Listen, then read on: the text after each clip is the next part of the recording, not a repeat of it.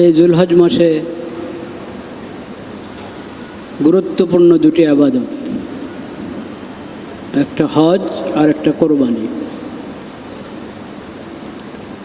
হজ সম্পর্কে কিছু কথা হয়েছে, আল্লাহ হায়াতে রাখলে ইনশাআল্লাহ আরও কিছু কথা হবে।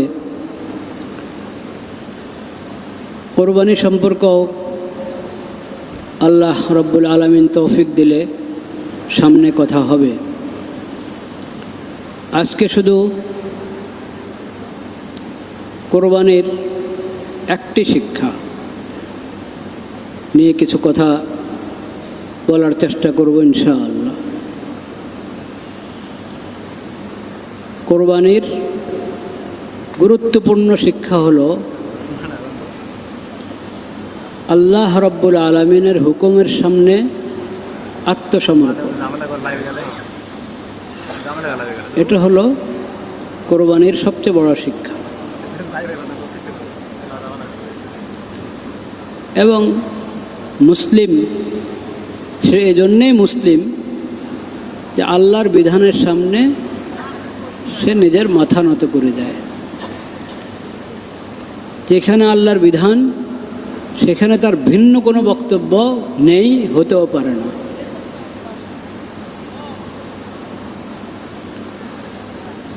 লা ইলাহা ইল্লাল্লাহ।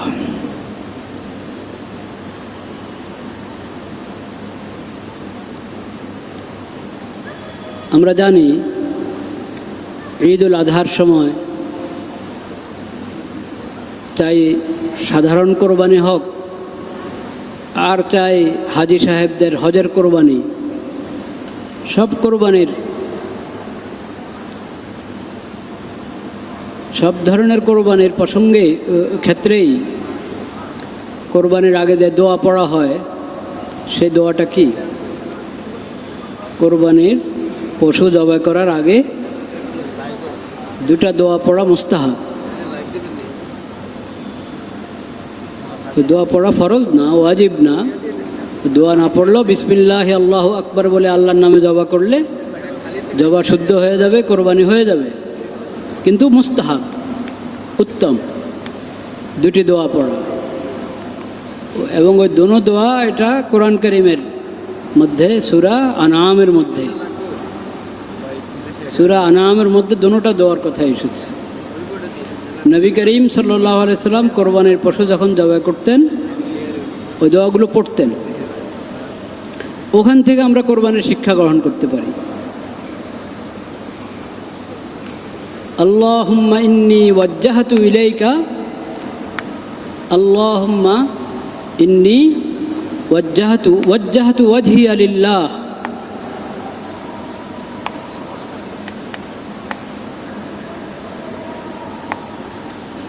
আমি আমার সত্তা, আমার চেহারা, আমার পুরো সত্তাকে আল্লাহ অভিমুখী করে নিয়েছি।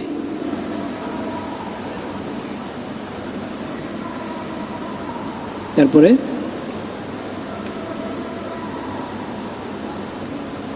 লিল্লাযী ফাতারাস সামাওয়াতি ওয়াল আরদ, যে রব্বুল আলামিন আসমান জমিন সৃষ্টি করেছেন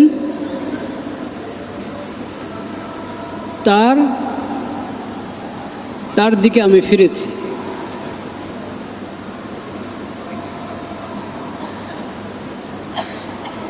তো বান্দা যখন আল্লাহর হুকুম পালন করছে তখন সে আল্লাহ অভিমুখী হয়ে যাচ্ছে, যে আল্লাহর কোনো শরীক নেই।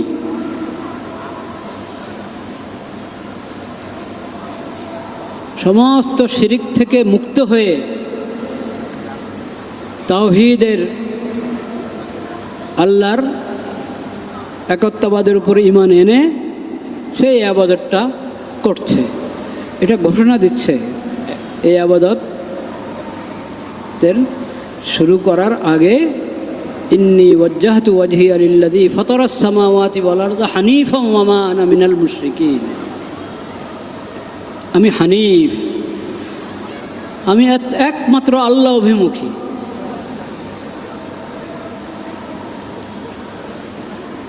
আমি কোনো ধরনের শিরিকের সাথে যুক্ত নই, সব ধরনের শিরিক থেকে আমি সম্পর্ক ছিন্ন করেছি, আমি একমাত্র আল্লাহকে রব হিসাবে গ্রহণ করেছি, একমাত্র আল্লাহকে মাবুদ হিসাবে গ্রহণ করেছি।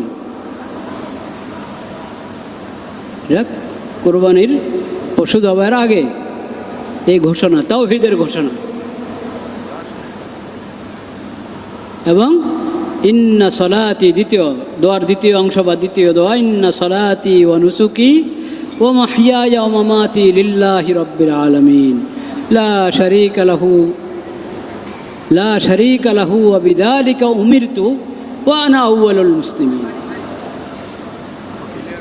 আমার সালাত এবং আমার কোরবানি, যাবতীয় ইবাদত, আমার জীবন, আমার মরণ একমাত্র আল্লাহর জন্য। আমার হায়াত কার জন্য? আল্লাহর জন্য। আমার মৃত্যু কার জন্য? আল্লাহর জন্য। আমার সালাত আল্লাহর জন্য, এবং আমার কোরবানি এবং অন্যান্য সকল ইবাদত একমাত্র কার জন্য? আল্লাহর জন্য। ইন্না সলাতি ওয়া নুসুকি ওয়া মাহইয়ায়া ওয়া মামাতি লিল্লাহি রাব্বিল আলামিন। এই যে তাওহীদের ঘোষণা, আমার জীবন আর মরণ আল্লাহর জন্য। যে আমার জীবন যাত্রা কেমন হবে, আমার জিন্দেগি কিভাবে পরিচালিত হবে, কে ঠিক করে দিবেন? আল্লাহ তাআলা। আমার মৃত্যু কিভাবে হবে, আমার মৃত্যু কিভাবে হবে, কার বিধান মতে হবে? আল্লাহ রাব্বুল আলামিনের বিধান মতে হবে। কি সেটা? ইয়া আইয়ুহাল্লাযীনা আমানুত্তাকুল্লাহা হাক্কা তুকাতিহি ওয়া লা তামুতুন্না ইল্লা ওয়া আনতুম মুসলিমুন। হে ঈমানদারগণ, আল্লাহকে যথাযথ ভয় করো, যথাযথভাবে তাকওয়া অবলম্বন করো।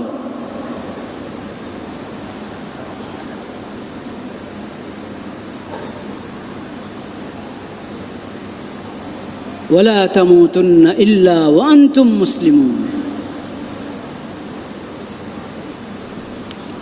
তুমি তোমার মৃত্যু যেন এমন অবস্থায় আসে যে তুমি পূর্ণ মুসলিম।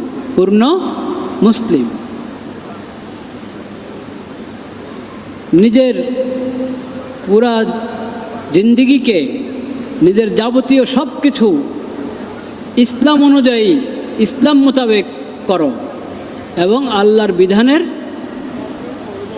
বিধান মোতাবেক করো। এইভাবে পূর্ণ মুসলিম হয়ে তুমি মৃত্যুবরণ করো। তোমার মওত আসবে এমন অবস্থায় যে তুমি অপ্রস্তুত, তোমার মধ্যে ইসলামের অভাব, ইসলামের বিধানের অভাব এমন যেন না হয়। তোমার মৃত্যুটা যেন এমন অবস্থা আসে যে তুমি পূর্ণ মুসলিম। উদখুলু ফিস-সিলমি কাফা। শয়তানের রাস্তা অবলম্বন করো না। ওয়ালা তাত্তাবিউ খুতুওয়াতিশ শাইতান ইন্নাহু লাকুম আদুউম মুবিন। সে তো তোমাদের স্পষ্ট শত্রু, তার রাস্তা যায়ও না। পরিপূর্ণভাবে ইসলাম গ্রহণ করো, ইসলামী শরীয়ত গ্রহণ করো। তা আমার মৃত্যু কিভাবে হবে ওটাও আল্লাহ বলে দিয়েছেন। তোমার মৃত্যু যেন এমন অবস্থা হয় যে তুমি পূর্ণ মুসলিম।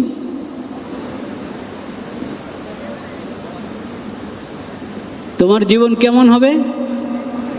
তোমাকে আমি তো হায়াত, আল্লাহ বলেন তোমাকে তো হায়াত দান করা হয়েছে এজন্য, জীবন দান করা হয়েছে এজন্য যে তুমি কত সুন্দর আমল করতে পারো, এটা তোমার রব দেখবেন। আল্লাহ হায়াত মত সৃষ্টি করেছেন এজন্য যে কে সর্বোচ্চ সুন্দর আমল করতে পারে ওটা আল্লাহ দেখবেন। এই জিন্দিগিকে যথাযথ কাজে লাগিয়ে আখিরাতের জন্য প্রস্তুত হয়ে ঈমান এবং নেক আমল নিয়ে কে আল্লাহর দরবারে হাজির হতে পেরেছে, আর কে অন্যরকম অন্য অবস্থায় আল্লাহর দরবারে হাজির হয়েছে, এটা পরীক্ষা করার জন্য আল্লাহ তাআলা হায়াত আর মত দান করেছেন। তো বান্দা স্বীকারোক্তি দিচ্ছে, আল্লাহ বলছেন তুমি এভাবে বলো, ইন্না সলাতি কুল ইন্নানি হাদানি রব্বি ইলা সিরাতিম মুস্তাকিম দীনান কিয়ামাম মিল্লাতা ইব্রাহিম হানিফা ওয়া মা কানা মিনাল মুশরিকিন ইন্না সলাতি ওয়া নুসুকি ওয়া মাহইয়ায়া ওয়া মামাতি লিল্লাহি রাব্বিল আলামিন। আল্লাহ বলছেন যে তোমার সিরাতে মুস্তাকিম তো এটা, যে তোমার সালাত, তোমার যাবতীয় ইবাদত, এক কথায় তোমার হায়াত এবং মওত কার জন্য হবে? আল্লাহর জন্য হবে। লা শারীকা লাহু, আল্লাহর কোনো শরীক নেই। অবিযালিকা উমিরতু, আমাকে তো তাওহীদের নির্দেশ দেওয়া হয়েছে, তাওহীদের জিন্দেগি যাতে আমি যাপন করি সেই নির্দেশ দেওয়া হয়েছে। আল্লাহ শরীয়ত মেনে চলার আমাকে নির্দেশ দেওয়া হয়েছে। আমার পুরো জিন্দেগিটা যাতে আল্লাহর বিধানের অধীনে হয়ে যায় সেই নির্দেশ আমাকে দেওয়া হয়েছে। ওয়া আনা আউয়ালুল মুসলিমিন, আমি সবার আগে আল্লাহর বিধানের সামনে নিজের মাথা নত করে দিলাম। এই দুইটা দোয়া পড়ে তারপরে কোরবানির পশু বিসমিল্লাহ আল্লাহু আকবার পড়ে দোয়া করা হয়। তো কি বুঝলাম আমরা এখান থেকে? কোরবানির সবচেয়ে বড় শিক্ষা কি? তাওহীদ, লা ইলাহা ইল্লাল্লাহ, আশহাদু আল্লা ইলাহা ইল্লাল্লাহ ওয়াহদাহু লা শারীকা লাহ ওয়া আশহাদু আন্না মুহাম্মাদান আবদুহু ওয়া রাসূলুহু। কোরবানির সবচেয়ে বড় শিক্ষা কি? ইসলাম, আল্লাহর বিধানের সামনে আত্মসমর্পণ করা। এটা হলো কোরবানির সবচেয়ে বড় শিক্ষা। গত জুমায় বাংলা আলোচনার মধ্যে তো আলোচনা হয় নাই, কিন্তু আরবি খুতবাতে একটা গুরুত্বপূর্ণ বিষয় আলোচনা হয়েছে গত জুমায়। সেই কথাটা আমি এখন এই বয়ানে বলতে চাচ্ছি। আরবি খুতবাতে বিষয়টা আলোচনা হয়েছিল, খুব গুরুত্বপূর্ণ। সেটা হলো ঈমান কাকে বলে, একজন ব্যক্তি কিভাবে মুমিন হিসাবে মুমিন হিসাবে আল্লাহর কাছে বিবেচিত হবে, ওই কথাটা বলা হয়েছে। সেটা হলো ঈমানের জন্য আকীদা ঠিক হতে হবে, আর ঈমানের জন্য আল্লাহর শরীয়ত মানতে হবে। দুই কথা, আকীদা এবং শরীয়ত। শুধু বিশ্বাস, পরকালে বিশ্বাসী হলেই মুমিন হয়ে যাবে, আল্লাহর অস্তিত্ব স্বীকার করে, নাস্তিকদের মতো না, বরং আল্লাহ আছেন, খালেক আছেন, খালেকের অস্তিত্ব স্বীকার করে, আল্লাহর অস্তিত্ব স্বীকার করে, এতটুক আকীদা। আর পরকালে বিশ্বাস আছে, শুধু এতটুক আকীদা দিয়ে একজন কি হতে পারে না? মুমিন হতে পারে না। মুমিন হওয়ার জন্য ইসলামের সবগুলো আকীদাকে মনে প্রাণে বিশ্বাস করতে হবে, এক। দুই নম্বর, ইসলামী শরীয়তকে গ্রহণ করতে হবে। আমরা পড়েছি ছোটোকালে মুক্তবের মধ্যে, সবাই পড়েছি মুক্তবে। এবার মসজিদের মুক্তবে পড়ে থাকি, আর আলাদা মুক্তবে পড়ে থাকি, আর ঘরে মা বাবার কাছে পড়ে থাকি, বা ঘরে ওস্তাদ দিয়ে আমাকে পড়িয়ে থাকুক, সর্ব অবস্থায় সবাই পড়েছি আমানতু বিল্লাহি কামা হুয়া বিআসমাইহি ওয়া সিফাতিহি ওয়া কাবিলতু জামিয়া আহকামিহি। আমি আল্লাহর প্রতি ঈমান এনেছি, যেমন আল্লাহর নামগুলো এবং যেমন আল্লাহর গুণাবলী। আল্লাহ সকল নাম উত্তম সুন্দর নাম, আসমায়ে হোসনা, এবং আল্লাহর সকল গুণাবলী বিশ্বাস করে আমি আল্লাহর প্রতি ঈমান এনেছি। ওয়া কাবিলতু জামিয়া আহকামিহি, এবং আমি আল্লাহ রাব্বুল আলামিনের সকল বিধান কবুল করে নিয়েছি, গ্রহণ করে নিয়েছি। শরীয়ত, আল্লাহর শরীয়তকে মান্য করা, শরীয়তকে বিশ্বাস করা, এবং এই বিশ্বাস করা যে আমার উপর আল্লাহ শরীয়ত মতে চলা ফরজ করেছেন। আল্লাহর এই শরীয়তের অনুসরণের মধ্যেই, আনুগত্যের মধ্যেই কল্যাণ। এই শরীয়তের বিকল্প কোনো কিছু হতে পারে না, এবং শরীয়ত দাতা, বিধান দাতা একমাত্র কে? আল্লাহ। এই ঈমান এবং এই বিশ্বাস ছাড়া, এইভাবে শরীয়তকে গ্রহণ করা ছাড়া একজন লোক মুমিন হতে পারে না। নিজেকে শরীয়তের সাথে আবদ্ধ করতে হবে। এরপরে মানুষ হিসাবে ভুল হয়, ভুল হলে তওবা করবে। ভুল হলে, গুনাহ হয়ে গেলে, অপরাধ হয়ে গেলে ঈমান যায় না। ঈমান দুর্বল হয়, কিন্তু ঈমান যায় না। কিন্তু যদি বিধানকে অবজ্ঞা করা হয়, পাপকে পাপ মনে না করা হয়, অপরাধকে অপরাধ মনে না করা হয়, তাইলে ইমান শেষ হয়ে যায়, তাইলে ইমান শেষ হয়ে যায়। আল্লাহ রব্বুল আলমিনের দেওয়া কোনো বিধান, ছোট বড় কোনো বিধানকে অবজ্ঞা করা, অবমূল্যায়ন করা, উপহাস করা, আপত্তি তোলা, যেটা যৌক্তিক না, এটার মধ্যে ইনসাফ নাই, এটাতে ন্যায় নাই, ন্যায়সঙ্গত না, এরকম চিন্তাধারা যাদের, তারা বেঈমান, কখনো ইমান থাকে না। ইমান তো থাকবে আল্লাহর বিধান মেনে, আল্লাহর প্রতি আস্থা, আল্লাহর রসুলের প্রতি আস্থা, আল্লাহ যে কোরআন হেদায়েতের কিতাব অবতীর্ণ করেছেন, এখান থেকে যদি আলো গ্রহণ করা হয়, এখান থেকে হেদায়েত গ্রহণ করা হয়, এটাকে হেদায়েতের কিতাব মনে করা হয়, নূরের এবং আলোর কিতাব মনে করা হয়, তাইলে ইমান হবে। আর যদি এটার উপর আপত্তি তোলা হয়, আল্লাহর শরীয়তের উপর আপত্তি, আল্লাহর বিধানের উপর আপত্তি, আল্লাহর উপরে জুলুমের অপবাদ, আল্লাহর শরীয়তের উপরে জুলুমের অপবাদ, তাহলে কখনো ইমান থাকে না, কখনো ইমান থাকে না। এই কথা আমাদেরকে বুঝতে হবে। এবং সেটা এই জন্যেই, যেহেতু আকীদা এবং শরীয়ত দুটার সমন্বয় ইমান, দুটার সমন্বয় ইসলাম। কেউ শুধু শরীয়ত মানে আকীদা মানে না, কেউ আকীদা মানে শরীয়ত মানে না, কি হবে না? মুসলিম হবে না, মুমিন হবে না। শুধু আকীদার দ্বারা একজন মুমিন হয় না, শুধু শরীয়ত মানার দ্বারা মুমিন হয় না। শরীয়তের বিধান খুব সুন্দর, ওটাকে খুব প্রয়োগ করছে। শরীয়তের কত বিধান পশ্চিমারা প্রয়োগ করে নিজেদের দুনিয়ার স্বার্থে। বিধানটা ভালো লেগেছে, এজন্য বিধান মেনে চলছে। যেরকম এক লোক ডাক্তার রোজা রাখে, এজন্য না যে আল্লাহ রোজা ফরজ করেছেন, বরং রোজা রাখলে স্বাস্থ্য কি ভালো থাকে, সেজন্য রোজা রাখছে। তো এটা কি আল্লাহর বিধান মানা হলো? আল্লাহর বিধান মানা হলো না। শরীয়তের বিধান মেনে চলে জাগতিক কোনো স্বার্থে, এটার নাম ঈমান না। শুধু বিশ্বাস আছে, শরীয়ত নাই, শরীয়ত আছে, বিশ্বাস নাই, কি হবে না? ঈমান হবে না, ইসলাম হবে না। মুসলিম হতে হলে, মুমিন হতে হলে ইসলামের আকীদাগুলোকে মানতে হবে, বিশ্বাস করতে হবে, মনে প্রাণে বিশ্বাস করতে হবে, আল্লাহর প্রতি আস্থা থাকতে হবে, আল্লাহর রসুলের প্রতি আস্থা থাকতে হবে, ভালোবাসা থাকতে হবে, শ্রদ্ধা থাকতে হবে, শরীয়তের প্রতি শ্রদ্ধা থাকতে হবে। তাহলে ঈমান, তাহলে আকীদা আর শরীয়তকে গ্রহণ করা, তাহলে ঈমান এবং ইসলামের পূর্ণতা হবে। ওটারে আল্লাহ তাআলা আমাদেরকে নির্দেশ দিয়েছেন, ইন্না সলাতি ওয়া নুসুকি ওয়া মাহইয়ায়া ওয়া মামাতি লিল্লাহি রাব্বিল আলামিন লা শারীকা লাহু ওয়া বিযালিকা উমিরতু ওয়া আনা আউয়ালুল মুসলিমিন ইন্নী ওয়াজ্জাহতু ওয়াজহিয়া লিল্লাযী ফাতারাস সামাওয়াতি ওয়াল আরদা হানিফান ওয়া মা আনা মিনাল মুশরিকিন। ভাইরা আমার, কোরবানির এই শিক্ষার আলোকে আমাদেরকে নিজের জিন্দেগি গড়তে হবে, ইসলামের আকীদাগুলো শিখতে হবে। আজকাল আমরা জানি না কি বললে ঈমান শেষ হয়ে যায়, কোন কর্মকাণ্ডের কারণে, কোন কথার কারণে ঈমান শেষ হয়ে যায়, আমাদের অনেকে খবরে নেই। এবং আমরা আল্লাহ যে শরীয়ত দান করেছেন, সে শরীয়তের ইলম শিখারও চেষ্টা করি না, জানারও চেষ্টা করি না।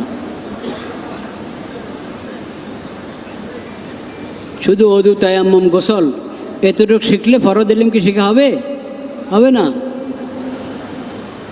ফরজ ইলম তো হলো 1 নম্বরে আকীদা, 2 নম্বর আল্লাহ কি কি ফরজ করেছেন ওটার তালিকা, ইসলামে কতটা ফরজ,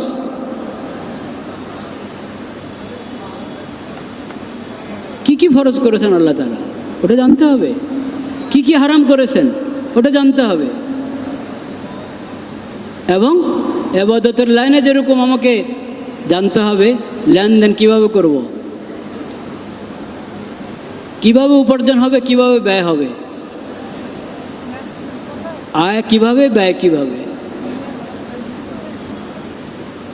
এরকম মানব জীবনের এক একটি শাখার মধ্যে আল্লাহর বিধান রয়েছে, সব বিধান জানতে হবে।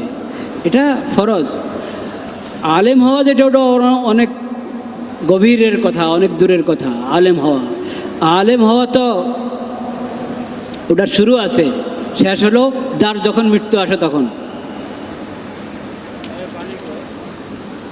আলেম হওয়া যেটাকে বলে, আলেম হওয়া তো সহজ কথা না। কোনো আলেম একথা বলবে না যে আমার শেষ হয়ে গেছে এলেম শিখা। কোনো আলেম বলবে না কথা। যে আলেম বলবে যে আমার এলেম শিখা শেষ হয়ে গেছে, সে আলেম না, সে দাবিদার।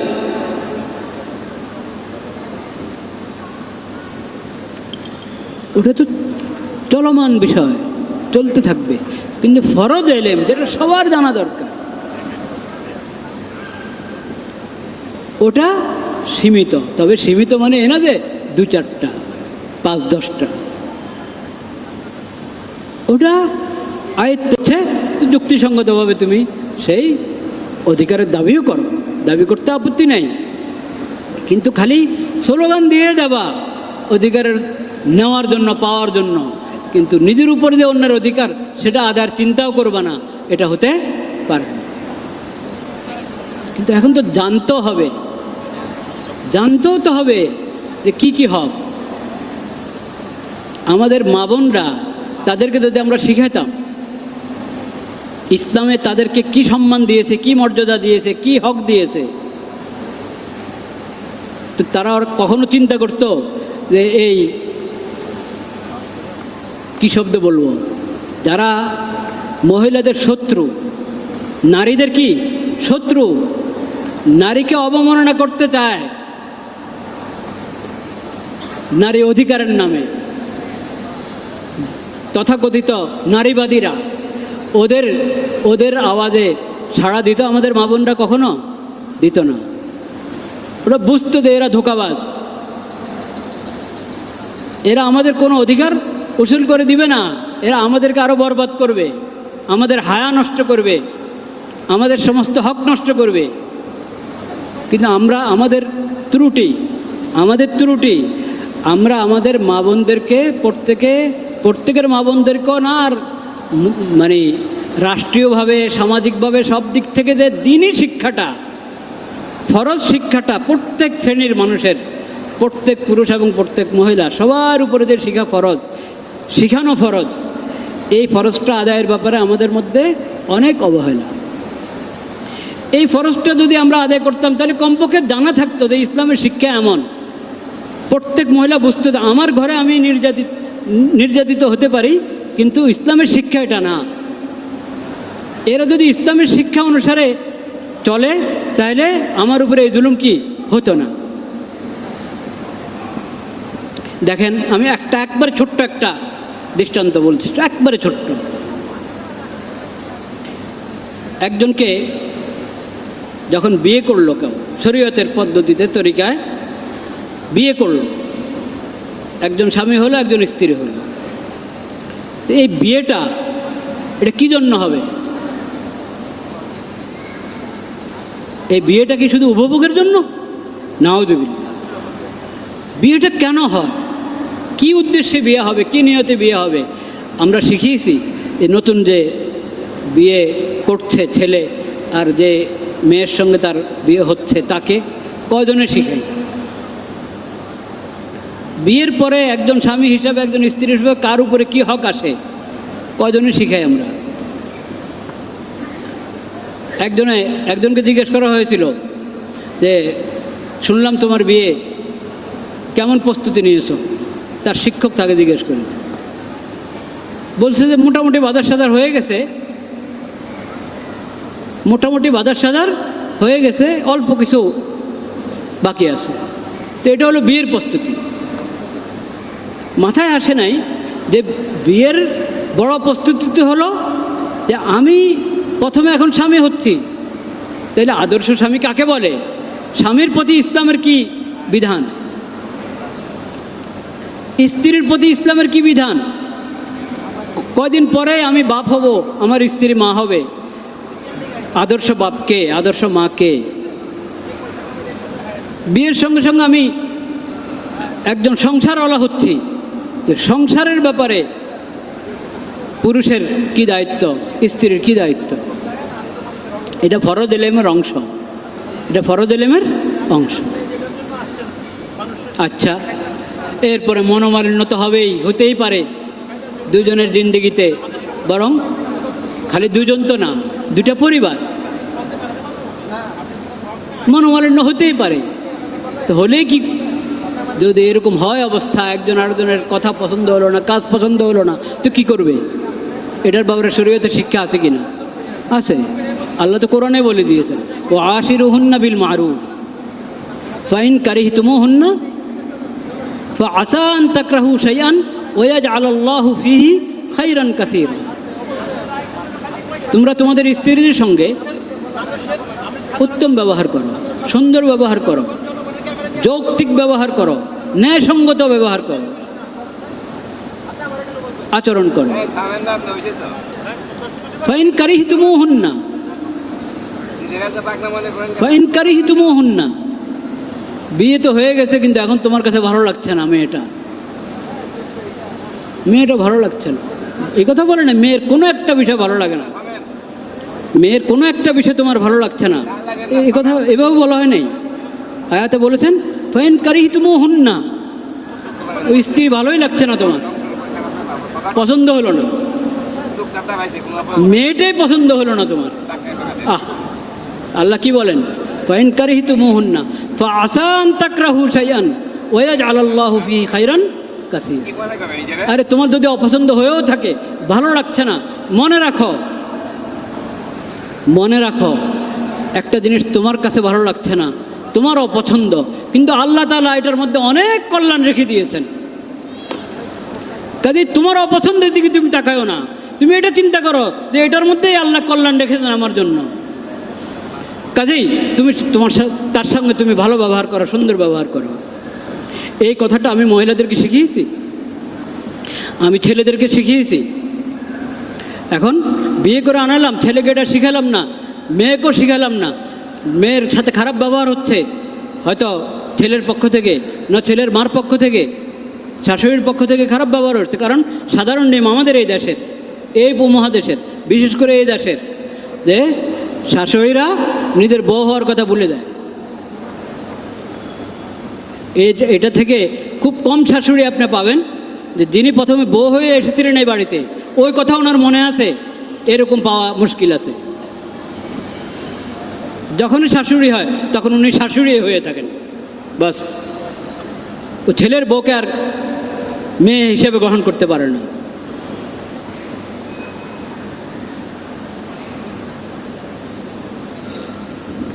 কেন? খালি তাদের স্বভাবের দোষ, সব কিছু আমাদের দোষ, আমরা তো শিখাই নেই। এই যে কথাটা ফাইন কারিহতুমুহুন্না, এটা দোনো দিক থেকে। মেয়ের পছন্দ হচ্ছে না ছেলে, মেয়ের প্রতিও এই কথা আল্লাহ, যে তোমার যদি ওকে ভালো লাগছে না, তো বিয়ে তো হয়ে গেছে, আল্লাহর বিধান মোতাবেক, আল্লাহকে সাক্ষী রেখে তোমাদের বিয়ে হয়ে গেছে, তো এখন সুন্দর জিন্দেগি যাপনের চেষ্টা করো, নিজের পছন্দকে আল্লাহর উপরে ছেড়ে দাও, বাস। আল্লাহর হুকুমের জন্য নিজের পছন্দ বাদ। আল্লাহ বলেছেন যে আল্লাহ এটার মধ্যে অনেক কল্যাণ রেখেছেন, এমন হতে পারে তোমারও পছন্দ, কিন্তু আল্লাহ এটাতে অনেক কল্যাণ রেখেছে। কাজে ওইদিকে তাকিয়ে আল্লাহকে রাজি খুশি করার জন্য সাধারণ সংসার করে যাও, খোঁচাখুচি করো না, একজন অপরের হক নষ্ট করো না। তো কোরআন যে এইভাবে এত সুন্দর করে বলে রেখেছে মেয়েদের জন্য। আমি বলেছি ছেলেকে এবং মেয়েকে, তো এখন ওরা ডাক দিয়েছে যে জমা হও সবাই, অধিকার কাদের থেকে অধিকার নিবা? যারা মানবতার শত্রু, নারীর শত্রু, তাদের কাছ থেকে তোমরা অধিকার নিতে চাও? আল্লাহর রহমতে আল্লাহর নেক বান্দিরাও আছে যারা বলেছে যে আমাদেরকে তো নবী করিম সাল্লাল্লাহু আলাইহি সাল্লাম হক দিয়েছেন, অধিকার দিয়েছেন, ইসলাম দিয়েছে, আমরা অন্যের কাছে যাব কেন? ইসলামেরটাই আমরা বাস্তবায়ন, হক এটা চাই, ইসলামেরটা বাস্তবায়ন করো রাষ্ট্রীয়ভাবে, সামাজিকভাবে। তারপর কথা কথায় তালাক, তুই এরকম না করলে এখনই তালাক, 1 তালাক, 2 তালাক, 3 তালাক। হ্যাঁ, পুরুষের হাতে আল্লাহ তাআলা তালাক দিয়েছেন এরকম তালাক নিয়ে তামাশা করার জন্য? কখনো না। এখন রেডিওতে আপনি শুনবেন, হ্যাঁ, 1961 সালের আইয়ুব খানের করা এই পারিবারিক আইন, ওটার মধ্যে অনেক ইসলাম বিরোধী কথা আছে, শরীয়ত বিরোধী কথা আছে, সেটা এখনো ধরে রেখেছে। পাকিস্তানরা তো তালাক দিয়ে দিয়েছি কবে, কিন্তু আইয়ুব খানের আইন কিন্তু এখনো ধরে রেখেছে বাংলাদেশ। লজ্জার কথা। পাকিস্তান কা মতলব क्या, লা ইলাহা ইল্লাল্লাহ ধরে রাখলে তো এই কথা ধরে রাখা দরকার ছিল। 47 তো আর বাংলাদেশ বানায় নাই, 47 তো ব্রিটিশকে খেদায়া পাকিস্তান হয়েছিল, পশ্চিম পাকিস্তান আর পূর্ব পাকিস্তান। এবং সেই পাকিস্তানের মতলব কি স্লোগান ছিল মুরব্বীরা বলেন, তাদের যারা সেই জামানা দেখেছেন, থাকবেন তো 2-4 জন হলো। পাকিস্তান কা মতলব क्या, লা ইলাহা ইল্লাল্লাহ। এটা ওটা কিন্তু ভুলে গেছি, ওটা মনে নাই, ওটা মনে নাই। মনে আছে কি 1961 সালে আইয়ুব খান যেই পারিবারিক আইন করেছে, যেটা সকল ওলামা পশ্চিম পাকিস্তান তৎকালীন পশ্চিম পাকিস্তান পূর্ব পাকিস্তানের সকল আলেমদের বিরোধিতা করেছে, যেটাকে দলিল দিয়ে খণ্ডন করেছে এবং প্রতিবাদ করেছে, কিন্তু সরকারের টনক লড়া নেই। ওটা এখনো 71-এর পরও এই পর্যন্ত এখনো ধরে রেখেছে। ওটার সংশোধনের দরকার ছিল, সংস্কারের দরকার ছিল। তা সংস্কার না করে, সংশোধন না করে, নতুন পশ্চিমাদের থেকে আরও অনেক কুফুরি কথা এনে ঢুকাইছে নারীদের অধিকারের নামে। অথচ এটা হলো নারীদেরকে ধ্বংস করা, সমাজকে ধ্বংস করার পায়তারা।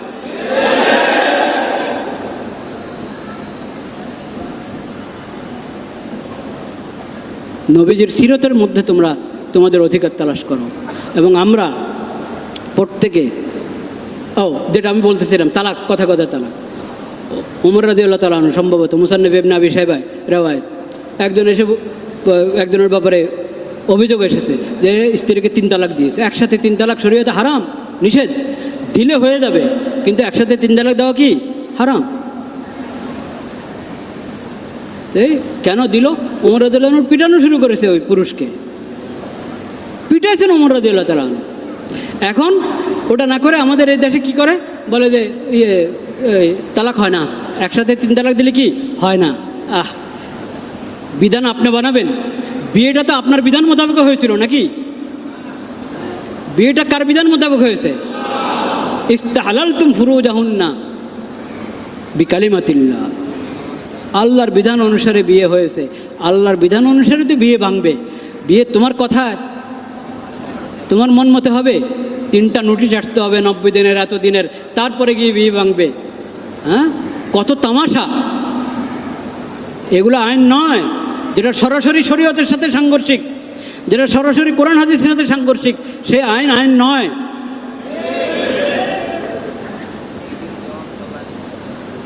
সেটা সংশোধন করা ফরজ। সংস্কার তো ওখানে হবে, সংস্কার তো ওখানে হবে। আল্লাহ রাব্বুল আলামিন আমাদেরকে হেদায়েত দান করেন, আমাদেরকে হেফাজত করেন। নারীদের অধিকার পুরুষদেরকেও জানতে হবে, জানার আল্লাহ তাআলা তৌফিক দান করেন। মেয়েদেরকেও শিখাতে হবে, তাদেরকেও জানতে হবে এসব কিছু। এই ফরজ ইলমের চর্চা ব্যাপকভাবে যদি না হয় তো অজ্ঞতা থেকেই যাবে। আগে জানলে বিষয়টা, তারপরে না মানুষ উদ্বুদ্ধ হয় আমলের উপর। কিন্তু যখন জানেই না, সে তার ধারণা হলো সে খালি বঞ্চিত। অথচ তাকে কেউ বঞ্চিত করে নাই। তাকে বঞ্চিত করে থাকলে দুনিয়ার আইন করেছে, আল্লাহর আইন তাকে কি করে নাই? বঞ্চিত করে নাই। দুনিয়ার সমাজ তার উপরে জুলুম করেছে, আল্লাহ কারো উপরে কি করেন নাই? জুলুম করেন নাই। আল্লাহ শরীয়ত কারো উপরে জুলুম করে নাই। কিন্তু তখন আল্লাহ শরীয়ত জানলেই তো সে, আল্লাহ তাআলা ফরজ ইলম ঘরে ঘরে পৌঁছায় দেওয়ার, আমাদেরকে আমল করার জন্য আল্লাহ আমাদেরকে তৌফিক দান করেন। ফরজ ইলম প্রত্যেক সদস্য, প্রত্যেক মুমিন মুসলিম যাতে জানতে পারে, সেই ব্যবস্থা গ্রহণ করার জন্য রাষ্ট্রকে আল্লাহ তাআলা তৌফিক দান করেন, সমাজকে আল্লাহ তাআলা তৌফিক দান করেন, প্রত্যেক ঘরের পুরুষদেরকে আল্লাহ তাআলা তৌফিক দান করেন। ওয়া আখিরু দাওয়ানা আলহামদুলিল্লাহি রাব্বিল আলামিন। কবলাল জুমা সুন্নাত পড়েনি যাদের বাকি আছে।